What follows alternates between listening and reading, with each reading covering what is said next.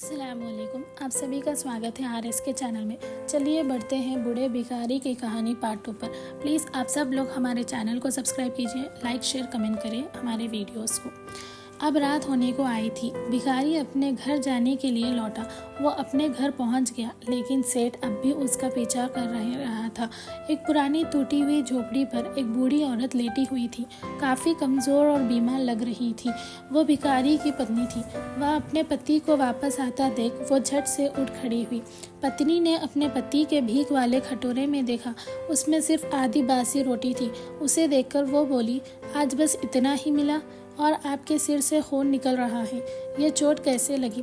बूढ़ा भिखारी बोला, आज बस इतना ही मिला, किसी ने कुछ दिया ही नहीं, सब ने गालियाँ दी और एक ने तो पत्थर भी फेंका, इसलिए मेरा सर फट गया।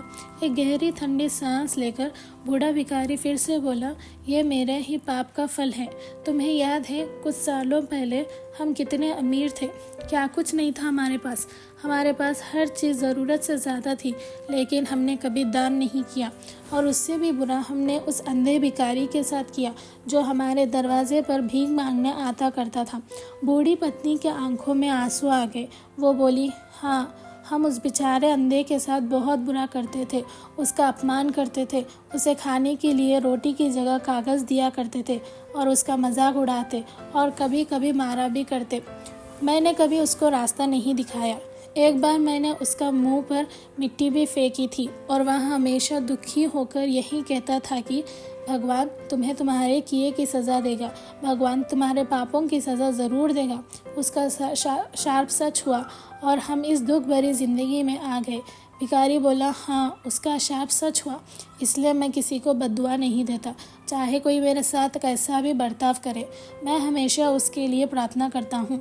मैं नहीं चाहता कि कोई भी हमारे जैसी ज़िंदगी का अनुभव करे, किसी को भी हमारे जैसे दुखों का सामना करना पड़े। वो नहीं जानते कि वह कितना बड़ा पाप कर रहे हैं, इसलिए अनजाने में हुए पाप की सज़ा ऐसे किसी को नहीं मिले। सेठ वहीं पर छुपकर ये सारी बातें सुन रहा था। अब सब कुछ उसे समझ में आ गया था।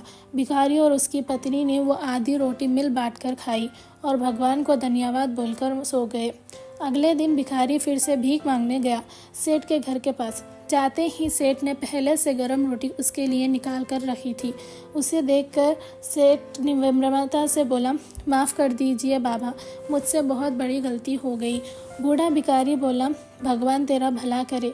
इतना कहकर वह आगे निकल गया। अब ये कहानी से ये सीख लेने के लायक है कि वो बड़ी ही सिंपल है कि आदमी चाहे किसी के बारे में बुरा कहे या भला करे, लेकिन भगवान सिर्फ कर्म के हिसाब से उसको फल देता है।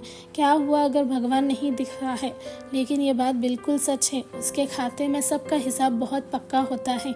इसलिए जब किसी के लिए कुछ भी करे तो अच्छा ही करो। आप सब कमेंट में बताइए कि आपको ये स्टोरी कैसी लगी, और अगर आप और स्टोरीज चाहते हैं तो हमें मैसेज में कमेंट में बताइएगा।